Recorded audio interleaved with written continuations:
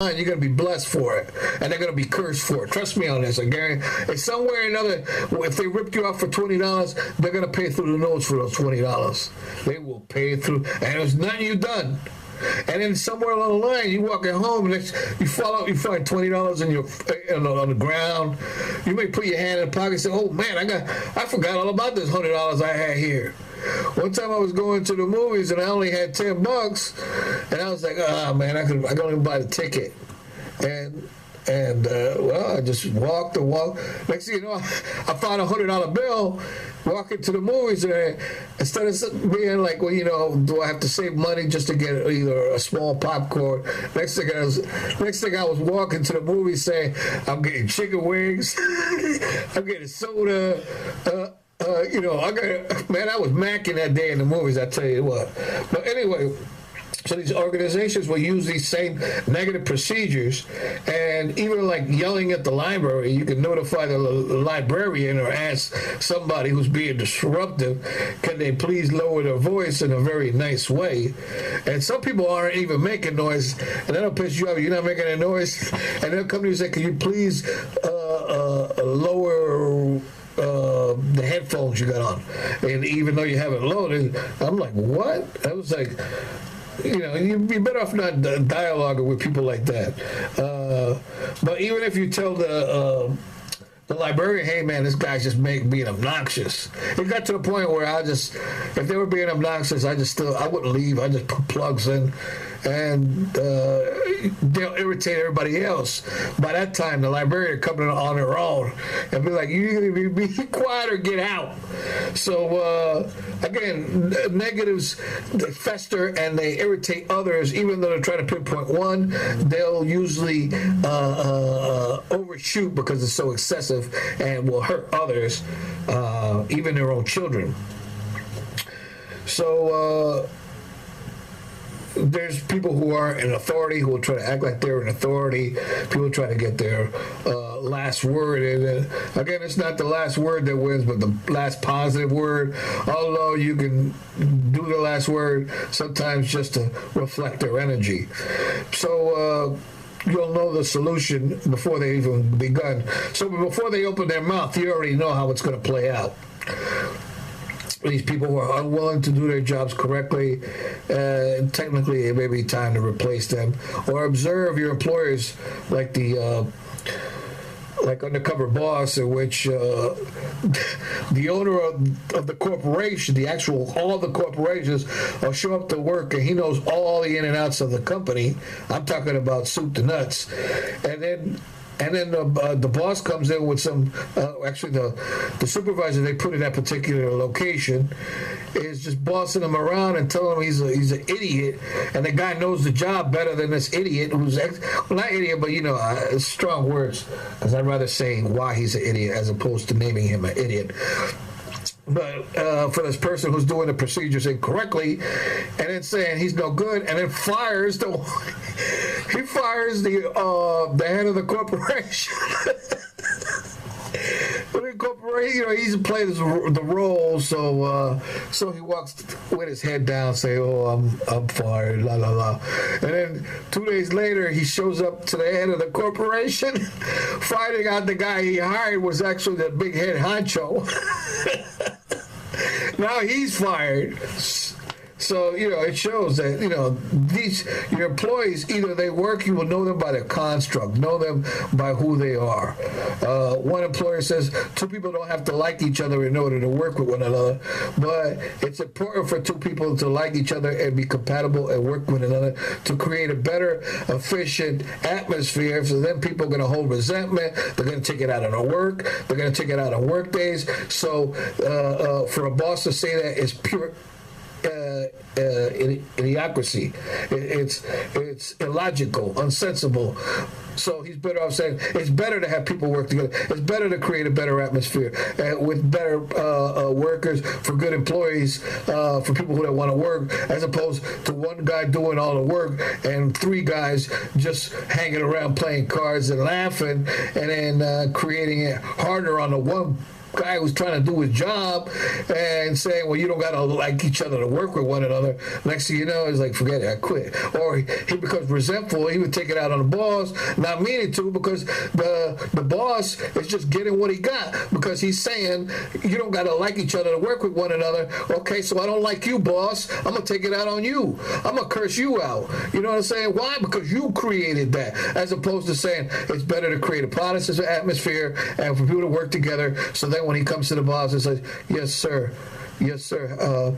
How's everything? Oh, very good. Thank you for asking, sir. How was your day? Is there anything I can do for you? Yeah, I want this order or this order to be done, or this to be done. I say, yes, sir, right away, we'll get that done. As opposed to having the opposite effect. By your very own structure from top to bottom, you created, you sowed and you reap, you got what you paid for. Now you're angry as a boss because you're telling this guy he don't got to like for the other people to work with him. So, okay, fine, I don't got to like you either.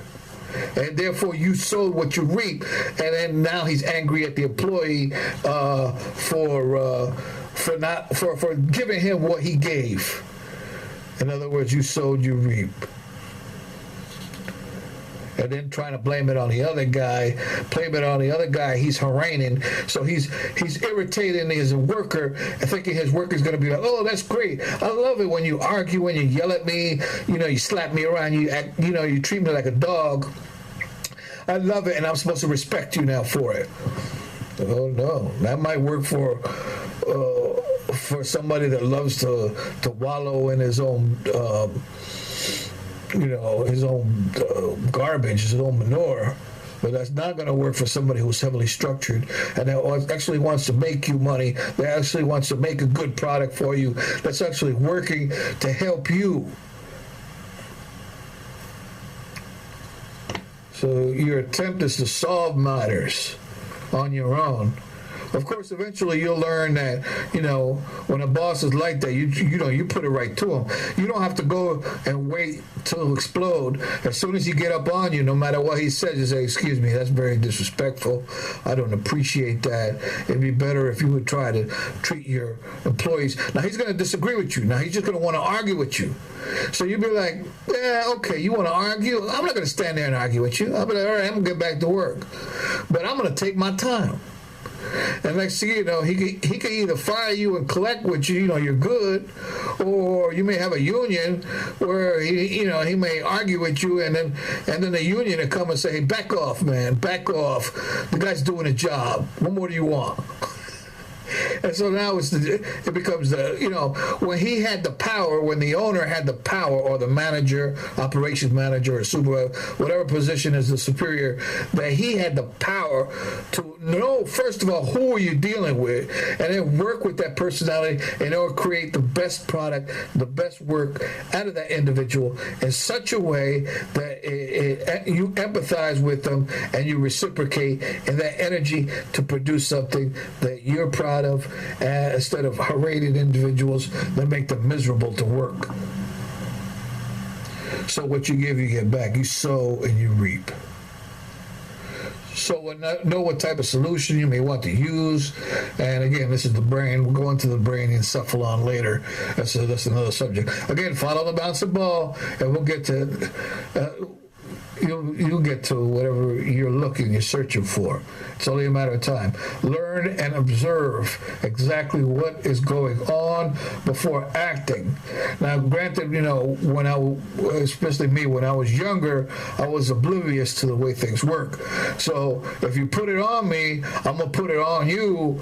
And usually, the only thing that's gonna stop me is to catch, to get. In other words, pain. You give me pain, I give you pain, you give me pain. We're just in the business of pain. And, the only thing that's going to happen is either death or more pain and injury.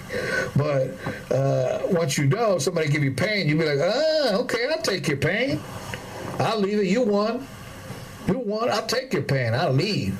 But granted that now I own a piece of you, and I'm gonna work it. Whatever you put on me, it's directly attached to you. That's why when people do things to you, some people 20 years down the line still remember that. There's this invisible link that's saying, oh, we have an unresolved issue. But once you know how to resolve it within yourself, you could be able to delete it from yourself.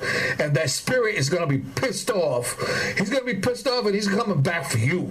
And then he's going to harangue you, and he's going to harangue you, and he's going to torture you. And then you're going to be like, damn, I got to kill that guy or do something. When in the meantime, the solution was always within yourself by changing and redirecting your structure, as opposed to being as ignorant, an ignorant individual who doesn't see clearly as to exactly where the problem is, and therefore always looking for a solution that's not only it's not a solution, but further putting you deeper into the problem and making you go deeper into this prison without walls of negatives surrounding you through your own beliefs. And that's one of the importance. So any organizations can switch to rearrange these constant procedures, and then you see sometimes they'll build a brand new building, a brand new neighborhood, and the building isn't even dry yet from the paint. Tear it all down and then rebuild another neighborhood. Tear it all down and rebuild another neighborhood. I've seen that so many times. So in one person's lifespan, you'll see the change in one part of the city or one neighborhood change several times. Where you could show up one day and be like, where am I? It's like, oh, this is where you grew up. This is where your house used to be. And they like to do that to not create a good form of people living happily in ownership through life over time. So creating these constant trail of tears or frustration and non-ownership, as opposed to people owning a facility, passing it on to another generation, or they could sell it or whatever, but they would use some sort of a different law to say, well, that we need to change this. So they keep switching and rearranging and structure and procedures and policies, so you can do this the same thing kind of in reverse by being consistently inconsistent, which is the negative format. And even like in movies, you could go to the movies, you give you a ticket, and a person tears the ticket in half, and then it's the person's job to direct you to the section in your seat. But the person may just take your ticket and tell you nothing. And then you got to ask all the questions. So, all right, which way is this particular theater? And then they'll act like they're irritated. And they'll be like, what? And I'll be like, yeah, where's the movie theater?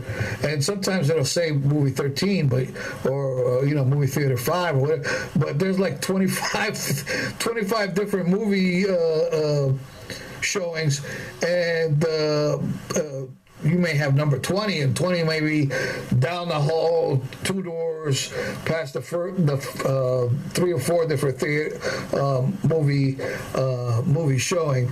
And what are you supposed to walk around the whole theater until you figure out? By the time you get your popcorn, your soda, and you figure out exactly where it is, the movie's like 10 to 20 minutes into the movie. So again, after that, don't bother to go to the movies. Just get yourself wait till it comes out on DVD. That's why so many people aren't going to the movies like they used to, because then you got people using flashlights, and they're breaking all the procedures, but there's nobody coming in there and saying, excuse me, you can't just shine your flashlight or you can't leave your camera on. And they would do that like every time you go to movies 2 or 3 times. Every single time people would leave their light on, and it would be like really irritating because it would light up like the whole bottom half these people who are talking, and why are they going to the movies? If you're going to talk your way through the movies, I mean really loud, and just gossip about who knows what are you doing tomorrow night, and things, nothing to do with the movie, nobody's laughing at the movie, and they're just going there to not watch the movie. And they're spending all this money, and then they're just talking, gossiping. That's not even the worst of it. They sit right next to you. And then sometimes they make you assign a seat. They say, what seat do you want? I want seat 5. So you sit in seat 5. They sit right next, in between you, and then try to talk in between you. Before, at least, with it on assigned seats, you go to a particular spot. If they start talking and being irritated, they say, look, I'm going to go to the other side of the movie theater. Some people try to follow you, but you be like, look, man. I had one guy where I had to notify the manager. I went out. I was like, look, either this guy's going to give me my money back. I mean, granted, it was the funniest thing I ever saw. It was a bunch of kids acting a fool with no parental guidance. It must have been 3 or 4 of them. I think it was around 3. Yeah, about 3 kids. And so I went and told the manager, I said, look, man, I'm trying to sit here watching the movie, and these kids are just talking during the whole movie. I asked them politely, can they keep it down? And the manager went in there. Unbelievable. I never saw that done in my life. He went in there and ripped them. He just started ripping them and ripping them. He said, if I got to go back in, he said, I'm going to throw you guys out. He started ripping them. And I tell you what, when that manager left, these kids were right as rain. They was in there sitting well behaved. I didn't hear another word. I mean, granted, I don't really want to do that all the time because I don't know if they're making me look like. But God bless that manager. He went in there. He wasn't taking crap. I was ready to be like, that's right on, you know. So, in any case, it worked out fine. But, you know, I don't have to do all this extra work. I'm like, do I really got to monitor these people? It says clearly right there, don't use your phone. Turn off your phone. Don't use your light, you know. Don't stand in front of the screen. And everything it says not to do, it's almost like a playbook as to what they're supposed to do. And they're not watching a movie. And then after you do that a couple times, you're like, I remember I seen people just walk out. They were just upset. The whole family just said, screw it, let's just go. And me, I was so pissed off, I paid for the tickets. I just kept moving around. And as I kept moving around, more people just kept leaving. Just said, forget it, man. These people, this is crazy. Something's going on that's not right here. You know, and people notice that. And so they're afraid because if you don't know what's going on, that makes you afraid. So that's a lot of times you're feeling fear is because you don't know what's happening. And so as you don't know what's happening, you become afraid. So that's where fight or flight comes in. And so their choice is either I could get down on a battle royale right here and probably get in more trouble, or I could just avoid everything and go home and watch a movie on video. So the end thing was I barely go to the movies these days. I even bought my own how do you call that, screen projector. So if I really want to watch a movie, I just set up a movie theater in my house. So you know, wherever I'm at watching TV, just set up the projector, lay back, you know, make my own popcorn or buy popcorn pre-made or whatever, you know, the movie theater has.